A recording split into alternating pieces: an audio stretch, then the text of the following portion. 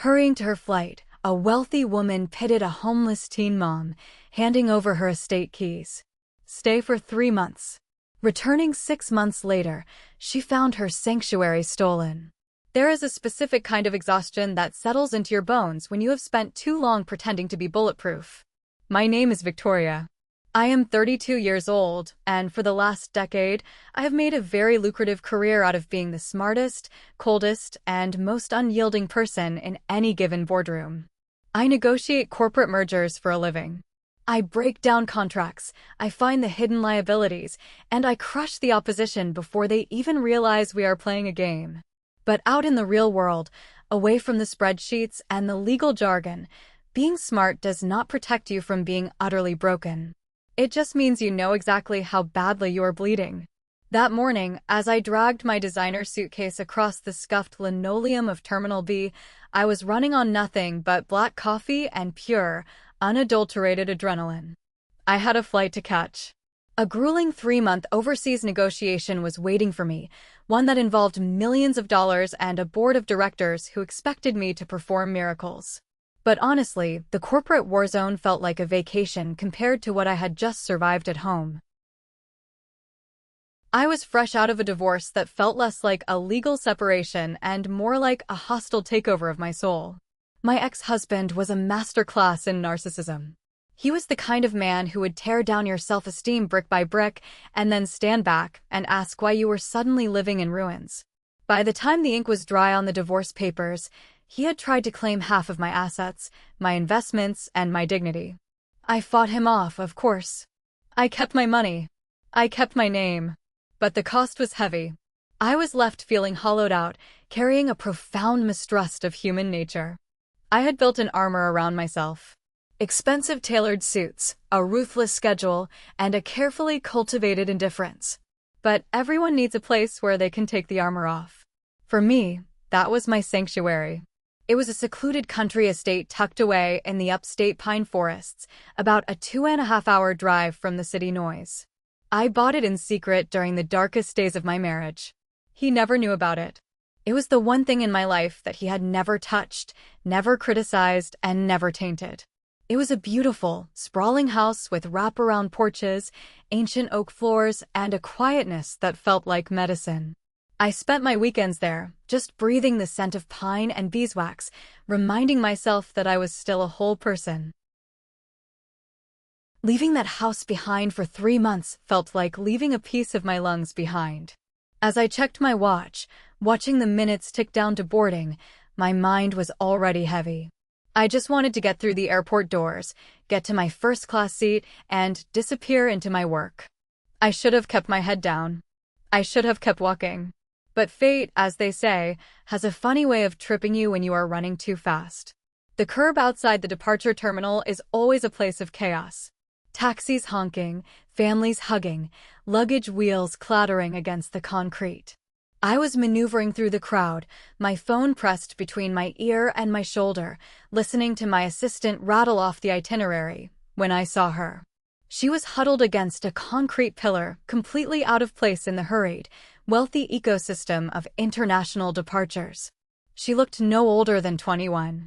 Her clothes were heavily worn, her hair tangled, but she had this strikingly delicate face. And bundled tightly against her chest, wrapped in a faded gray blanket, was a tiny baby. The child was crying, a thin, reedy sound that barely cut through the noise of the traffic. People were stepping around her like she was a puddle on the sidewalk. Some threw disgusted glances, others aggressively ignored her. I am not usually a bleeding heart. You do not survive in my line of work by giving away your leverage or letting emotions cloud your judgment. But something about her stopped me dead in my tracks. I hung up on my assistant right in the middle of a sentence. I looked at the girl. Her name, I would later learn, was Naomi. But in that moment, she was just a mirror reflecting something I thought I had buried. When she finally looked up at me, I braced myself for the plea. I expected her to ask for $20 or food or a bus ticket. But she didn't. Her eyes were shimmering with an undeniable fear, but her jaw was set. She was terrified, freezing, and exhausted, but she was refusing to beg. She had pride. That broken, desperate pride hit me like a physical blow. It bypassed the corporate negotiator in me and went straight to the wounded woman underneath. Looking at her, I did not just see a homeless teenager. I saw myself, a few years ago, trapped in a marriage where I was emotionally starved and freezing to death, pretending I was fine because I was too proud to ask for help. "Do you need help?" I asked, my voice softer than it had been in months. She tightened her grip on the baby. Her voice trembled terribly when she spoke. "I just need somewhere safe for a little while. Just for him to get warm." Logic screamed at me to hand her $100 bill and walk away. Logic told me to point her toward a shelter and make my flight. But trauma does strange things to your decision-making. I felt this overwhelming, irrational need to rescue her. To do for her what no one had done for me when I was quietly breaking. Before I even fully processed what my hands were doing, I reached into my designer handbag. My fingers brushed past my passport, my corporate credit cards, and closed around the heavy, brass keyring.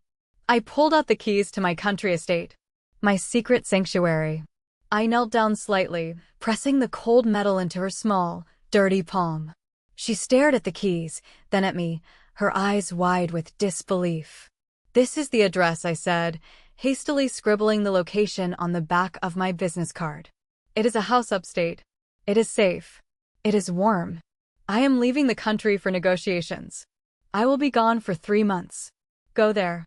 Stay there. Feed your baby. Find your footing.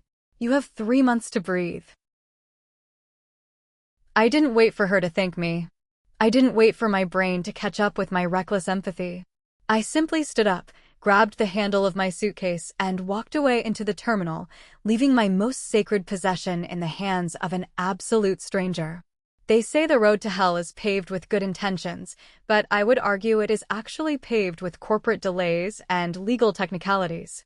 What was supposed to be a strict 3-month negotiation trip to Europe quickly devolved into a seemingly endless war of attrition. The company we were acquiring suddenly tried to change the terms of the merger, hiding debt and inflating their projections. I had to rip their ledgers apart, line by line. 3 months turned into 4. 4 months dragged painfully into 5. I was living out of luxury hotel rooms, operating on 4 hours of sleep, and surviving on room service and caffeine. But the stress of the boardroom was only half the battle. Just when I thought the oceans between us would give me peace, my ex-husband decided to resurface.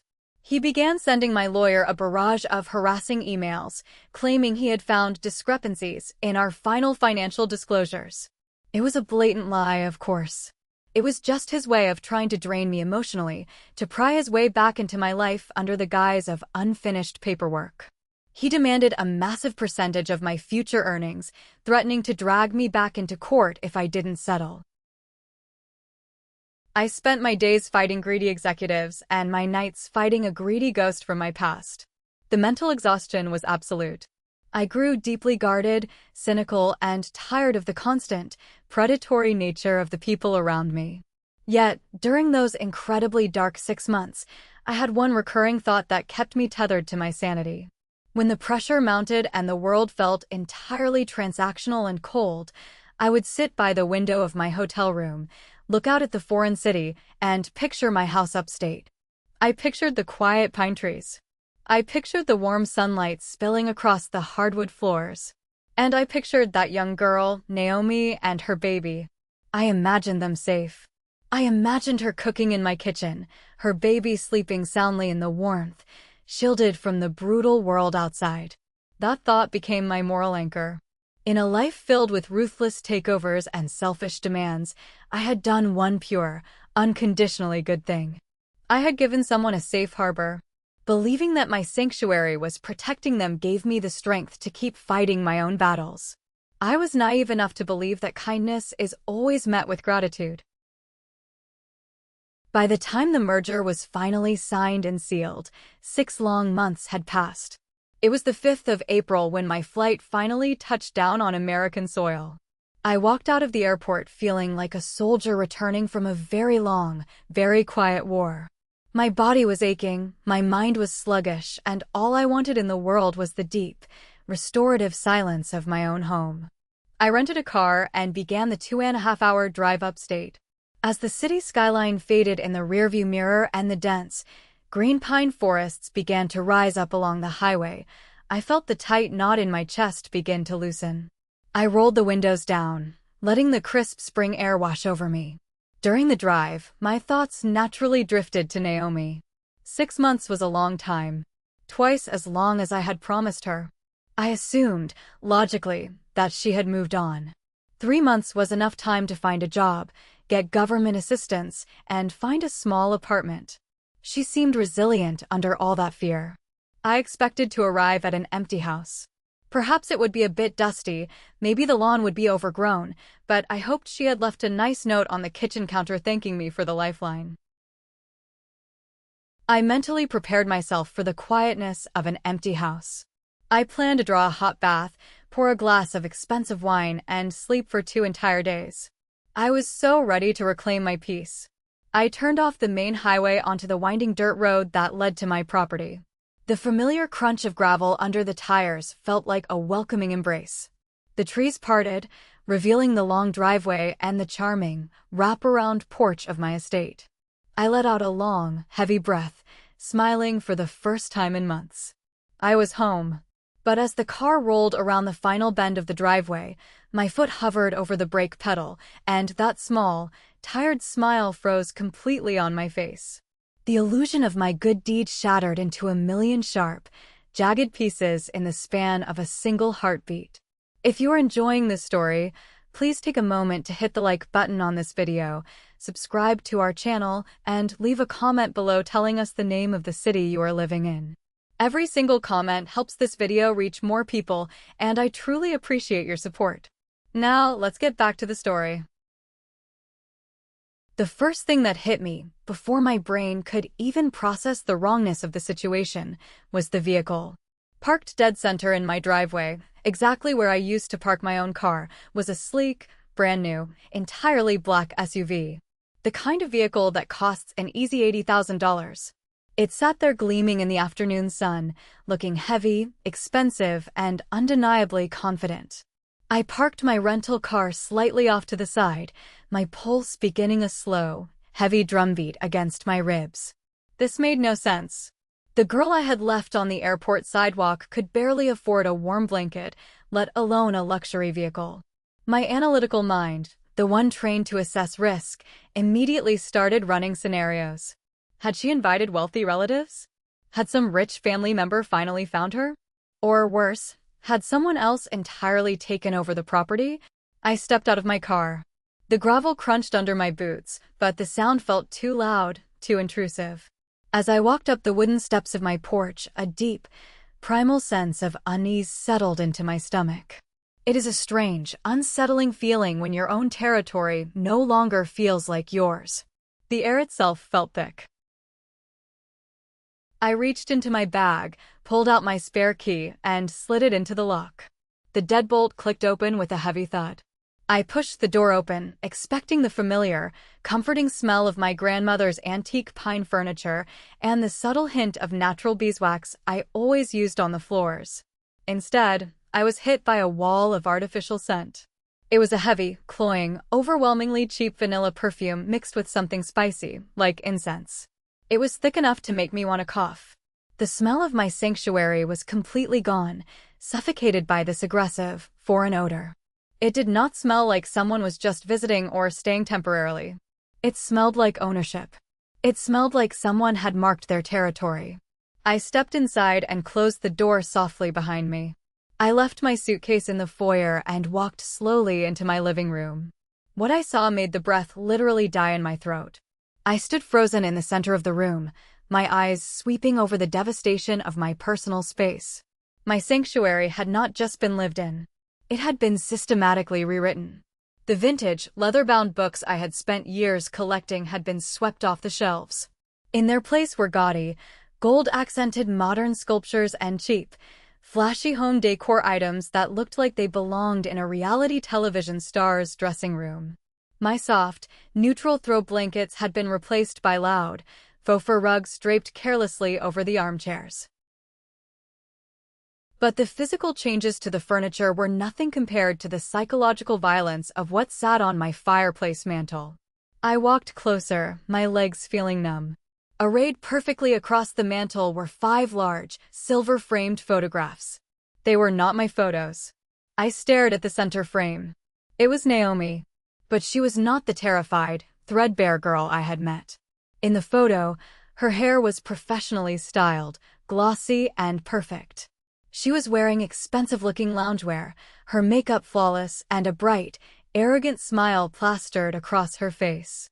The baby was bigger now, sitting on her hip, dressed in a designer toddler outfit. And standing right behind her, with a possessive arm wrapped firmly around her waist, was a man. He looked about 25. He had sharp features, a fresh haircut, and a smirk that immediately made my skin crawl. His name, I would soon find out, was Julian. I stared at the picture, the reality of the situation washing over me like ice water. I analyze human behavior for a living, and I recognized exactly what this was. This was not a poor mother seeking shelter. This was squatter entitlement in its purest, most toxic form. Taking shelter is quietly sleeping in the guest room. Taking over is putting your own family photos over the fireplace of a house you do not own. It is a psychological defense mechanism. By erasing my identity from the house, they were trying to erase the guilt of their theft. They were playing house with my life. As I stood staring at the mantel, a sudden burst of laughter drifted down the hallway from the direction of the kitchen. I did not call out. I did not announce myself. Instead, the exhausted woman who just wanted a nap completely vanished, and the corporate predator woke up. My heartbeat slowed down, shifting from frantic panic to a cold, quiet rhythm. I walked silently down the hallway, the thick soles of my boots making no sound on the hardwood. I stopped just out of sight, listening. The clinking of glass and the smell of expensive coffee wafted toward me. "I don't know, Julian." Naomi's voice drifted out. It sounded different now. The tremor of fear was gone, replaced by a lazy, comfortable whine. "What if she comes back soon? It's been 6 months. We have so much stuff here now." A man chuckled. It was a low, arrogant sound. "Julian, relax, babe. She is not coming back anytime soon. People like her, these rich corporate types, they barely even remember what they own. She probably has 5 other houses just like this." I tightened my jaw. The sheer audacity of his logic was staggering. "Besides," Julian continued, his voice taking on a manipulative, soothing tone, "this place is perfect for us. We deserve a break. She is loaded. She doesn't need this massive house all to herself. We are just putting it to good use. Actually, I was looking at those antique dining chairs in the storage room. We could probably list those online for a couple of grand. She wouldn't even notice they are missing." My blood turned to absolute ice. They weren't just squatting. They were planning to liquidate my assets. Naomi giggled, a sound that made my stomach turn. "Well, the neighbors think I'm the owner now anyway. Mrs. Gable from down the road even brought us pie last week. We didn't correct her. It was just easier that way. Easier that way." I had heard enough.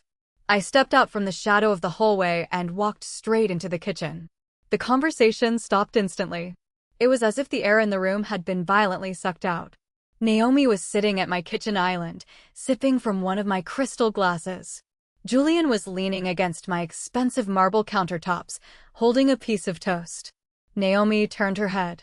For a fraction of a second, I saw shock in her eyes. But then, to my absolute disbelief, it morphed into irritation. She looked at me not like a benefactor returning home, but like a rude guest who had interrupted her morning coffee. "Victoria," she said slowly, recovering her composure far too quickly. You came early." "Early?" I asked, my voice dangerously soft, entirely devoid of emotion. "I told you 3 months. I have been gone for 6. Julian shifted his weight. He pushed off the counter and took a step toward me, puffing his chest out slightly. It was a classic, primitive display of territorial aggression. He was sizing me up, trying to intimidate me in my own kitchen. "Look," Julian said, his voice carrying a fake, overly casual confidence. "We have just been keeping an eye on the place. You left the keys. We figured you wouldn't mind us crashing here until we got on our feet." "That is not an explanation," I replied, maintaining eye contact with him, refusing to blink, refusing to back down an inch. And keeping an eye on the place does not involve selling my antique furniture, Julian. The color drained from his face. He realized I had heard everything. For a moment, we all just stood there in a heavy, suffocating silence. I saw the calculation in his eyes. He realized I was not some fragile, generous pushover. But he was too arrogant to admit defeat. I didn't scream. I didn't throw a fit. Rage is a luxury for the reckless, and I was about to be surgical. I turned on my heel, walked back to the foyer, and picked up my suitcase. The war had just begun. There is a fundamental mistake that most people make when they are betrayed. They react.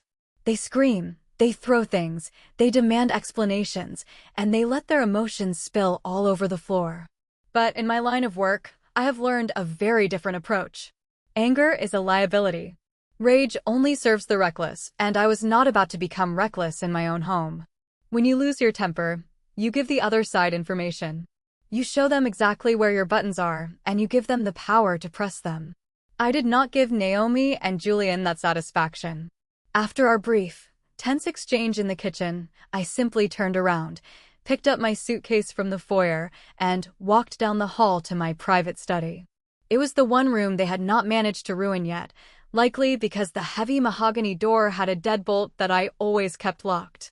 I pulled the master key from my pocket, unlocked it, and stepped inside, shutting the door firmly behind me. The click of the lock sounded like a gunshot in the quiet hallway. I set my bag down, walked over to my leather armchair, and finally let out the breath I had been holding since I pulled into the driveway. My hands were shaking slightly. Not from fear, but from the massive surge of adrenaline that was currently flooding my system. I closed my eyes and forced my heart rate to slow down. I needed to think. I sat there and analyzed the situation, treating it exactly like a hostile corporate takeover.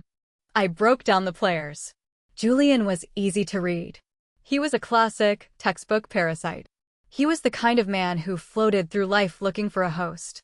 He had likely spotted Naomi, a vulnerable, naive girl who somehow had the keys to a multi-million-dollar estate, and he moved in immediately.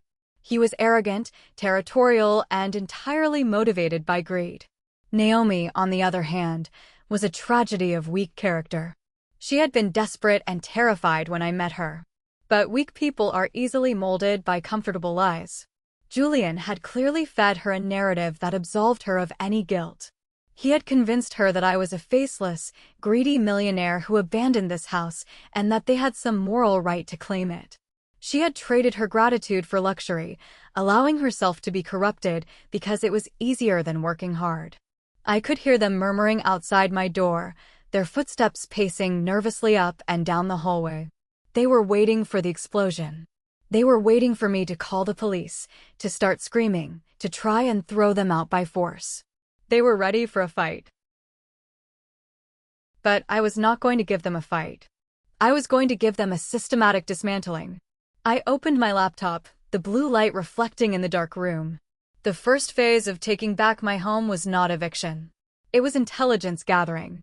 That night, I experienced the unique indignity of sleeping on the leather sofa in my own study while two strangers slept in my custom-built, king-sized bed down the hall. Every time I heard the floorboards creak above me, a fresh wave of cold determination washed over my mind. I did not sleep much.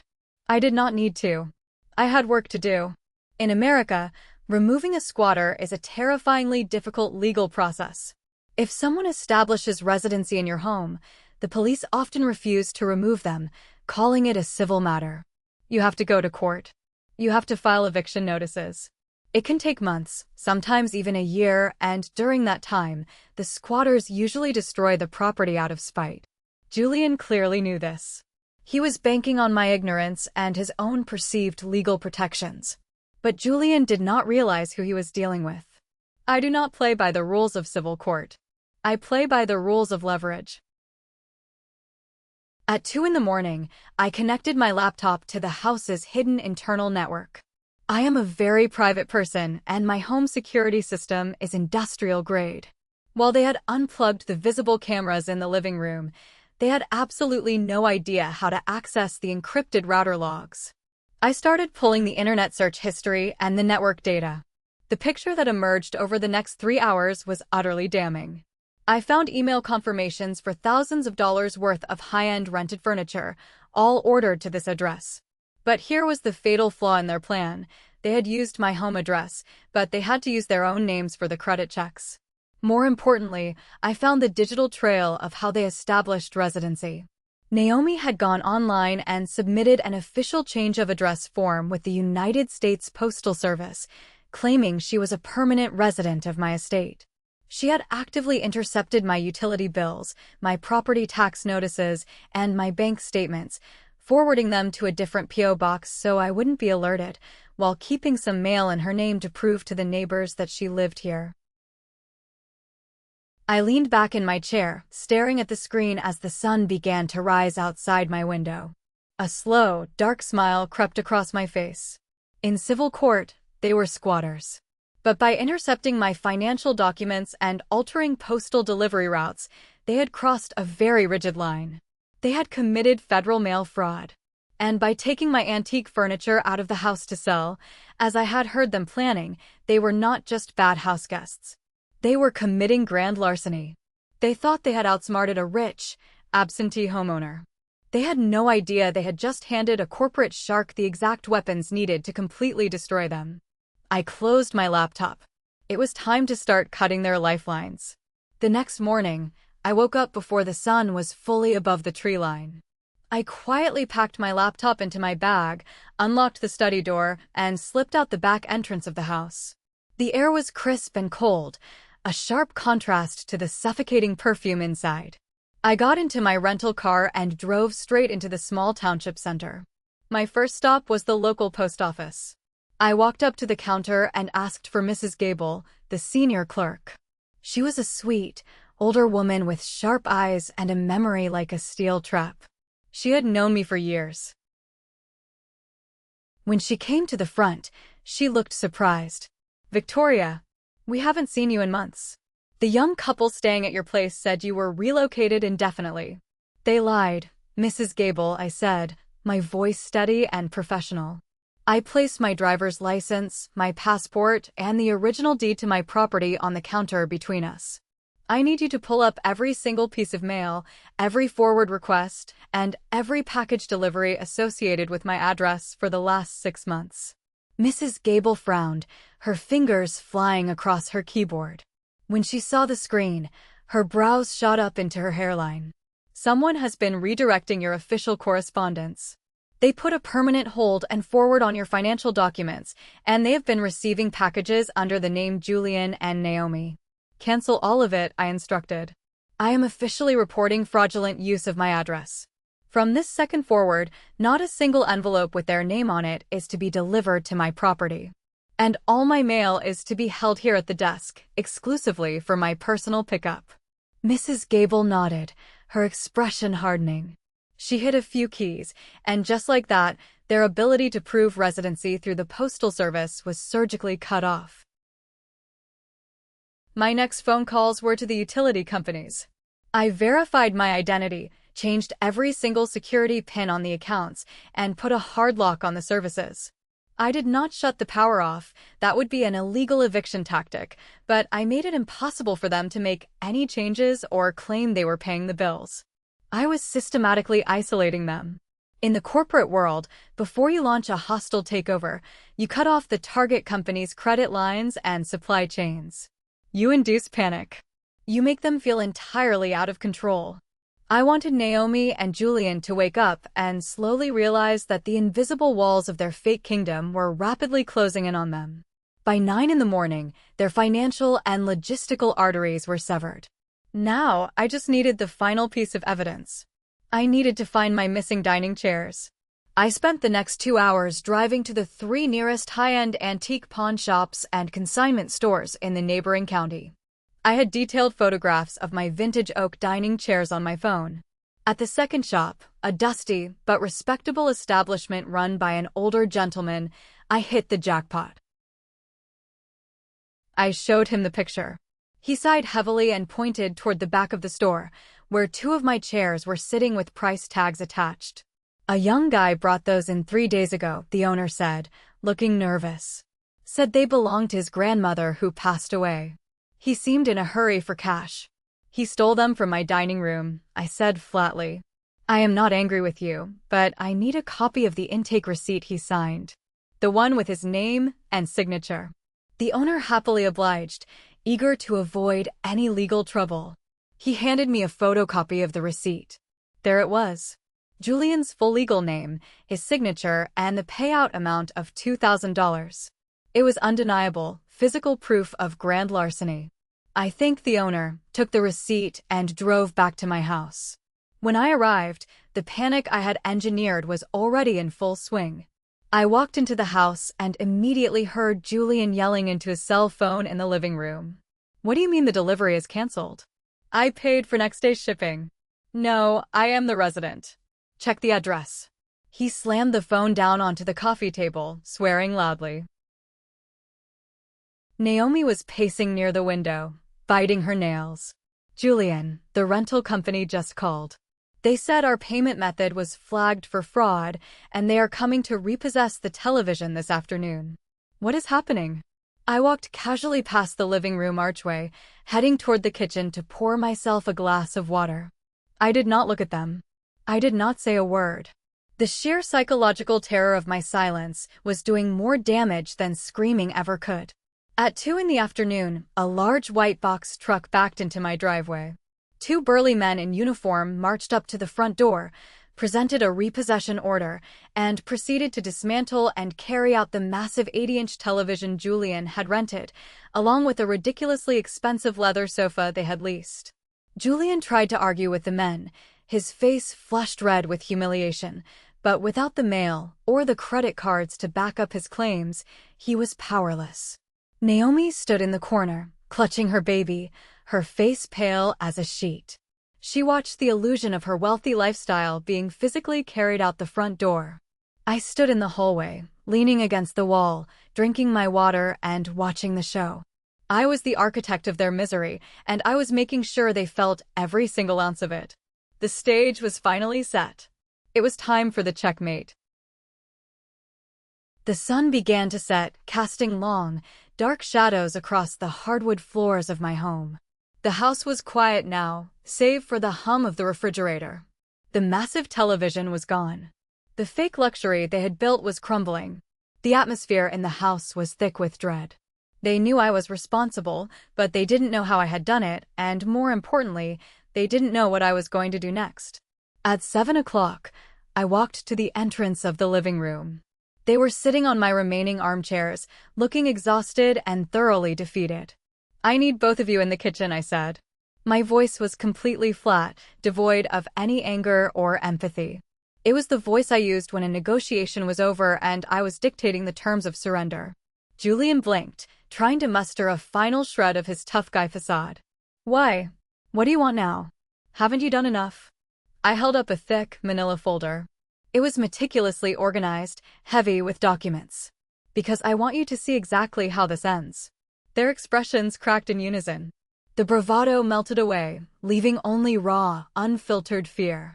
They stood up slowly and followed me into the kitchen, taking a seat at the large island like two defendants waiting for a judge to read their verdict.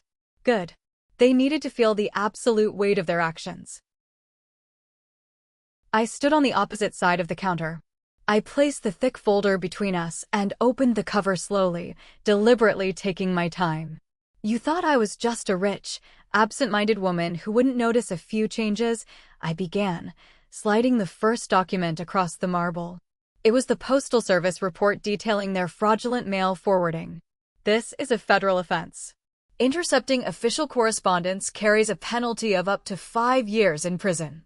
Naomi gasped, her hand flying to her mouth. I slid the next paper over. It was the network log showing their credit card orders tied to my IP address. "This is wire and credit fraud. You used my network to establish a false residency." Finally, I slid the photocopy of the pawn shop receipt directly in front of Julian. His eyes widened, and the last drop of color vanished from his cheeks. He looked like he was going to be sick. "And this," I said, Tapping the paper with my index finger. Is your signature, Julian, selling 2 of my antique dining chairs for $2,000. In this state, stealing property valued over $1,000 is considered grand larceny. It is a felony. It comes with mandatory jail time. The silence in the kitchen stretched, raw and incredibly heavy. I had systematically dismantled every single lie they had told themselves. I didn't need squatters' rights laws. I had enough criminal evidence to ruin their lives 10 times over. The girl who had once stood on my porch dripping with false confidence began to violently crumble. Tears spilled over Naomi's eyelashes, ruining her perfect makeup. "Victoria, please," she sobbed, her voice cracking. "We didn't mean. Julian said you wouldn't care. He said you had so much money it wouldn't matter. Please stop." My voice did not rise. It did not need to. You took advantage of a moment of pure empathy. You lied to my neighbors. You forged postal documents. You attempted theft. And you lived like royalty in a sanctuary that was not yours, while planning to sell the very things I love. Do not sit there and play the victim, Naomi. Julian leaned forward, his jaw tight, his hands gripping the edge of the counter. The manipulative predator was cornered. "Look," he stammered, his voice shaking. "Can't we just work something out? I'll get the chairs back. We'll pay you for whatever we used. Just don't call the cops." I turned my gaze to him, staring through him like he was made of glass. Why on earth would I negotiate with a parasite who tried to profit off a house he does not own? Naomi's hands were shaking violently now. She clutched the edge of her shirt. "What are you going to do?" she whispered, her voice barely audible. I closed the folder gently, the soft thud echoing in the quiet room. "Here is what is already done," I said. I slid a copy of a police report toward them. It was filled out, dated, and ready to be submitted to the local precinct. Attached to it was a formal, legally binding 72-hour notice to vacate the premises.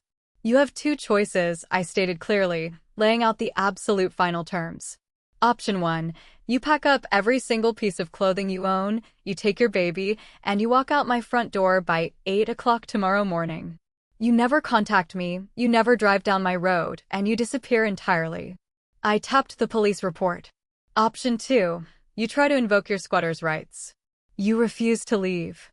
And the second you do, I hand this entire folder to the district attorney. You will both be arrested for felony theft and federal mail fraud before lunch. And your baby will go straight into the foster care system." Naomi let out a choked wail, her eyes darting to her child sleeping in the carrier nearby. "Victoria, please. You can't. We have a baby. Where are we supposed to go?" I met her gaze, entirely unflinching. My empathy had been burned out of me months ago. "Then you should have protected his future better than you protected your lies." There was no more arguing. There was no more manipulation. They recognized the cold, terrifying reality of a wall they could not climb over. They left the next morning. There was no shouting, no dramatic farewell, no apologies. Just 2 people carrying garbage bags full of clothes out the front door in the crisp morning air, finally realizing the harsh difference between mercy and weakness. I stood on the porch, holding a cup of hot coffee, and watched the black SUV drive down the gravel road until it disappeared behind the pine trees. As soon as the car was gone, the house seemed to physically exhale. It felt lighter, cleaner, as if it had been holding its breath for 6 agonizing months. I spent the rest of the day walking through each room, opening all the windows, throwing away their cheap perfumes, and reclaiming my space, one step at a time. My sanctuary was finally mine again. But the story, surprisingly, was not entirely finished. 2 weeks later, the final chapter of this ordeal presented itself in the form of a phone call from a number I did not recognize. I was sitting in my study, surrounded by my restored books, enjoying the profound silence of my home. I answered the phone. "Hello, is this Victoria?" a stern, professional woman's voice asked. "My name is Miss Henderson. I am calling from the State Department of Child Protective Services." I set my pen down, my full attention immediately captured.